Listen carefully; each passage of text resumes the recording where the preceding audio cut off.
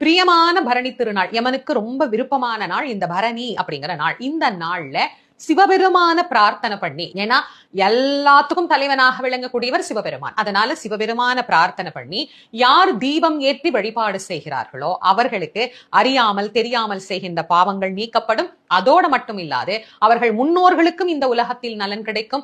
அந்த ஆன்மா இந்த இடத்துக்கு வருகிற போதும் அதற்கு நலன் கிடைக்கும். அதனுடைய எதிர்கால சந்ததியினரும் நலன் பெறுவார்கள். பரணியன்று ஏற்றப்படுகிற தீபம் நமக்கு யமவாதனையை தீர்க்கக்கூடிய தீபமாகவும், நம் எல்லோருக்கும் நல்ல நலன்களை, பாவங்களை நீக்கி புண்ணியத்தை தரக்கூடிய ஒரு பெருநலன்களை தரக்கூடிய ஒரு தீபமாகவும் இந்த தீபம் அப்படிங்கிறது அமைந்திருக்கிறது.